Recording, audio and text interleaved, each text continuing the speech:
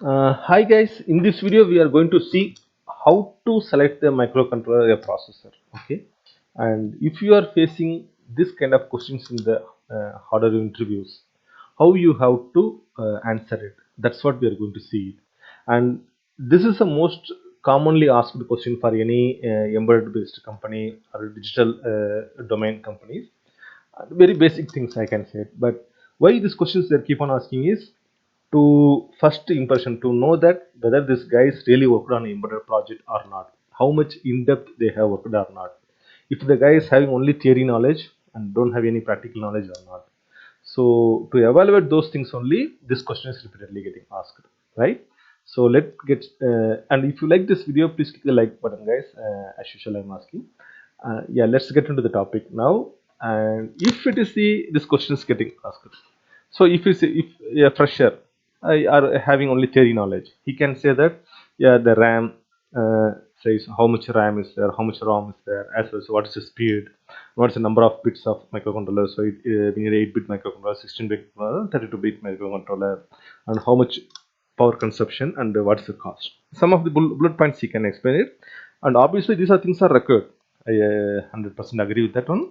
In addition to that, why these are the persons are required? These are the major points I can say that. But in practical, in addition to that, in practically if you want to approach it, as a experienced candidate or who has the practical knowledge, he will start with the requirement. Requirements or specifications of the project, because the project is coming from the customer. So customer wants something, and to execute those things, we want on a digital device that may be a microcontroller or a processor, and so it starts from the requirements only.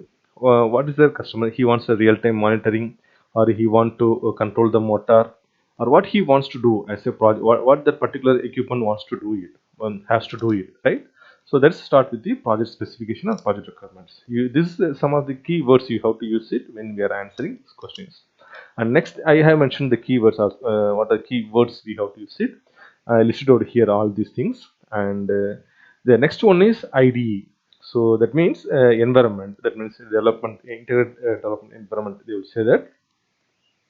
So every microcontroller family or every manufacturer they have their own IDE. If it's a PIC microcontroller, the Kale will be there, right? And STM32 means STM cube, right? So those are the IDEs we, because already a company, every company they will get familiar with or the team, they'll get familiar with the IDE, some of the IDEs, and they want to try to use the same manufacturer microcontroller only, so that their life will be easy. They can use the same ID, they can use the same they can, the project execution will be fast, right? So that is the one thing. And next thing is what is the package we have to go to select it. If it is for the that means BJ means a ball grid array, that cannot be done using hand soldering. We need a stencil, and for prototype building, prototype build itself will take quite costly, because we have using the stencil that it's called initial cost, so that will be more. Okay, so but if it is high-end microcontrollers, we have to go with the PGA component only. And what is the package available? SOIC or a DAP package, or those things. If it's possible, we can use it. That's the one thing. And then if the particular microcontroller have any uh, evaluation board or not. The reason is, if already having the evaluation board, the company also might have the evaluation board. They can use the trial and version. They can build their, they can check their codes, right? The software code they can try it there itself. And then what are the interfaces the project is required? That means if our project requirement is we have to monitor a sensor, and the sensor system level sensor is having already a I2C interface. So our proposed microcontroller, our selection has to be selected. A microcontroller has to be having the I2C interface also. I2C port, serial data, serial clock also has to be, those pins also has to be there, right? So then only it will be we can easily mapping with the sensor. So that means it also comes from the requirements, project requirements. That is the one thing. Next is, yeah, whether we if it is a analog sensor is there. Then next the same example I tell you. Then to give it to the analog signal, we have the ADC. We have separate standalone ADCs also will be there. And if the microcontroller is having inbuilt ADC, if that resolution is meets our project requirements, then if it is inbuilt ADC, the microcontroller having inbuilt ADC is more efficient than the separate ADC, standalone ADC, right? So the ADC cost also will be a separate ADC, and it occupies the space in the PCB also, and overall project cost also will increase, right? So this can be avoided. So if it is having an inbuilt ADC or not, that's also we have to check it out. And the same way, inbuilt memory. So we can say that is simply how much RAM or RAM is required. So whether separate memory is required or not, or if it's having the inbuilt memory, that memory is sufficient to meet the project requirement, that also we have to check it out. We have to evaluate in that aspect as well. Okay. Then what is the part status? Part status, we are saying that whether the part is active or absolute, or it's going to be in a nearby soon, that means end of life EOL used to say that. What is the status, and the next 6 to 8 years it's still available or not, or manufacturer will provide the alternative or not, what are alternatives are there. So those are things are required. That's for the sustainable support. Okay, aftermarket support point of view, that is mandatory.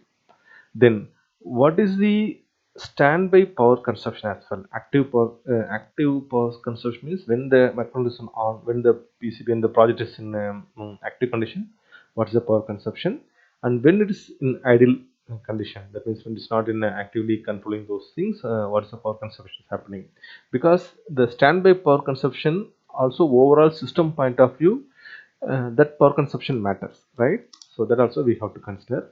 And it will be mentioned in the data sheet that how much the standby power consumption, all those things. Yeah, when we are talking about the data sheet, that particular particular proposed part is having enough number of application nodes or data sheets or technical supports, whether it's available or not. Because and if it's not frequently used to part, if it's not having enough application nodes, it's very difficult while debugging, right? So that is also we have to check it out. And it's not to be a entire resources of the microcontroller has to be used, so we have to have some room for expansion. That has to be a room for future purpose, it has to be there, right? So that also we have to consider. And then if it is previously as mentioned, what is the end application? Is it for monitoring sensor? If it is for monitoring, if it is for driving a motor, then we have to generate the PWM signal. It has to go to MOSFET. So that can be capable on whether it can generate the PWM signals or not. So that also, if it is there, then we have to select the compact microcontroller with the cost-effective manner, right? So overall cost, right? We can set a very cheap microcontroller, but peripherals may cost more sometimes, right? So that also the trade-off we have to do it. We can go with a very cheap microcontroller with the external memory. See here it's saying that external memory. We can go ahead with the external ADC, with external level translator, the voltage levels we are saying, right? So external level translator, all the things if we keep it, that itself upping the more space in the PCB, so the end product will not be in a compact size, right? So that is the one thing we have to check it out. And last point is voltage levels. That means what is the voltage rail